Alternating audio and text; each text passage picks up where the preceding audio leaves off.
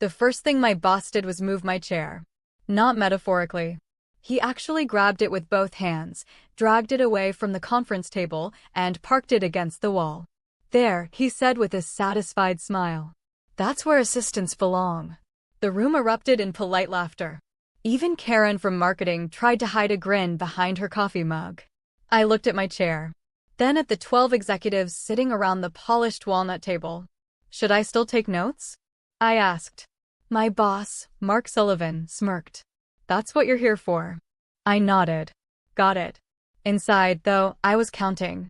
Not the people in the room. The minutes. Because in exactly 17 minutes, someone was walking through those doors who would change everything. Before I tell you what happened next, subscribe to Hidden Truth Chronicles, where every story proves that respect is earned by actions, not job titles. Now, here's how the quiet assistant became the last person everyone wanted to underestimate. My name is Emma Brooks. For 4 years, I worked as executive assistant to Mark Sullivan, the senior vice president of strategy at Hawthorne Capital. If you asked anyone in the office what I did, they'd probably say, schedules meetings, orders coffee, books flights. Technically, they weren't wrong. But that wasn't the whole story. When Mark forgot deadlines, I remembered. When clients called with emergencies, I fixed them before he even knew they existed. When presentations needed rewriting at midnight, guess who stayed? Not Mark. He believed sleep was important.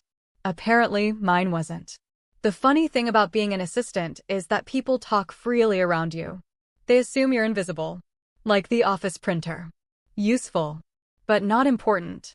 You'd be amazed what executives say when they think the woman carrying the laptop bag isn't paying attention. 3 months earlier, Hawthorne Capital began negotiating the largest acquisition in company history, buying a regional logistics company worth nearly $480 million. Mark was placed in charge of the project. On paper.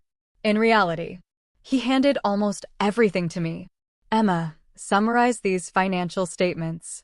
Emma, compare their operating costs. Emma, build me a risk analysis. Emma, stay late and fix the valuation model." Every report, every spreadsheet, every forecast. I built them. Mark simply changed the name on the cover. One night, I jokingly asked, "So, if this deal succeeds, do I at least get free coffee?" He didn't even look up from his phone. "You already get free coffee. I mean recognition." He laughed. "Recognition doesn't pay the bills." I smiled. Neither does sarcasm. Even he chuckled at that. For a second, I thought maybe he appreciated me. I was wrong. The board meeting was supposed to be the final approval before signing the acquisition. Every executive was nervous. Mark wasn't. He spent most of the morning practicing how he'd accept congratulations. As we walked toward the boardroom, he straightened his tie and smiled. "Emma." "Yes." "Try not to speak unless someone asks." "I usually don't." "Good." Executives don't like interruptions. I wanted to remind him that every answer he'd planned to give came from the reports I'd written.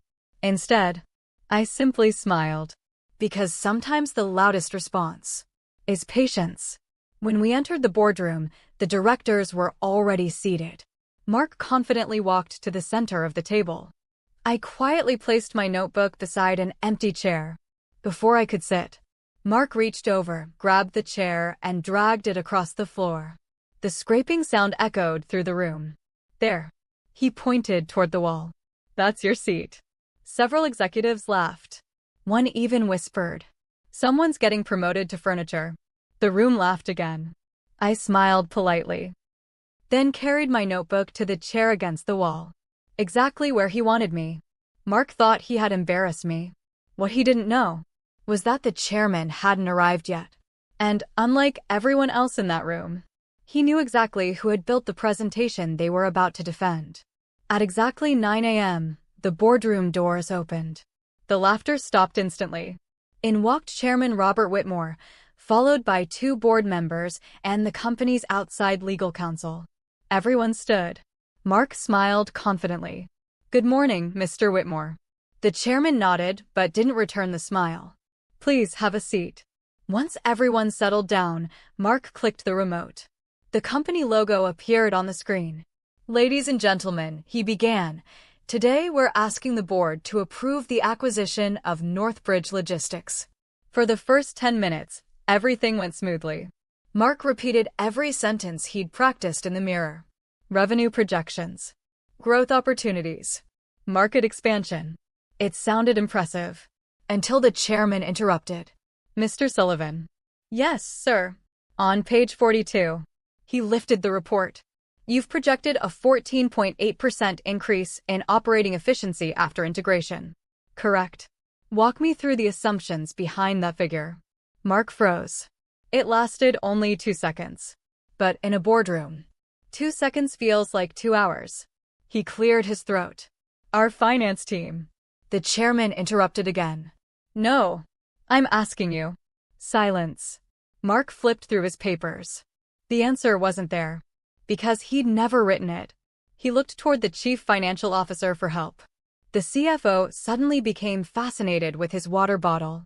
Another board member asked, "Mr. Sullivan, how did you calculate the warehouse consolidation savings?" Another pause. He didn't know. Because I'd built the model. Not him. The room grew uncomfortable. Even Karen from marketing stopped smiling. Then the chairman slowly looked around the room. His eyes landed on me, still sitting against the wall with my notebook. "Emma." Every head turned. "Would you join us at the table?" Mark laughed nervously.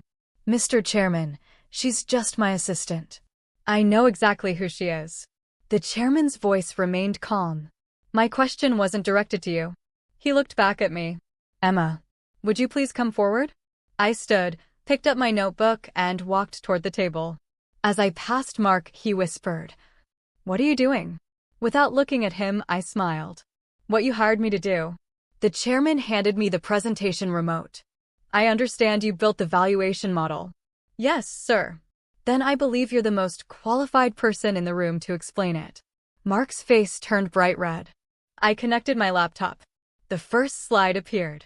Instead of reading from the presentation, I closed it. "I think it'll make more sense if I show you the working model." The room went silent. For the next 30 minutes, I walked the board through every assumption, every risk analysis, every integration cost, and every contingency plan. The questions came quickly. I answered every one. Not because I'd memorized the report. Because I'd created it. Halfway through, one director smiled. "I wish every presentation was this clear." Another laughed. "So do I." Even the legal counsel joined in. "I finally understand page 68. The room chuckled, including the chairman. Mark didn't. When I finished, the chairman closed his folder. "Excellent work." Then he looked at Mark. "Mr. Sullivan." "Yes, sir." "Why wasn't the person who prepared this presentation sitting at the table from the beginning?" Mark opened his mouth. Nothing came out. The chairman continued. "And why was she introduced as just an assistant?" No answer. He turned to the board. "I've seen enough." The acquisition was approved unanimously. But the meeting wasn't over. The chairman stood. "One final announcement." He looked directly at me. "Effective immediately, Emma Brooks will report directly to the strategy office as Director of Business Analysis." The room erupted in applause. Not polite applause. Real applause. Mark stared at the table. For the first time in 4 years. He had nothing to say. As everyone began leaving, Karen walked over. "I owe you an apology." "For what?" "I thought you were just taking notes." I laughed. I was just writing a different story than everyone else. Even Mark stopped beside me before leaving. "I underestimated you." I smiled. "No. You underestimated the value of everyone whose name wasn't on the office door." A week later, I moved into my new office. The first thing I did wasn't decorate it. It wasn't order expensive furniture. It wasn't even hang my name on the door. I walked down to the executive assistant area. I bought lunch for the entire team. Then I looked around the room and said, "From now on, if you have an idea, don't wait for someone to ask. Speak. Because the next person who changes this company might be sitting exactly where I used to." The room broke into smiles. And somewhere down the hall, Mark probably learned the hardest lesson of his career. The quietest person in the room isn't always the least important. Sometimes, they're simply waiting for someone wise enough to hand them the microphone.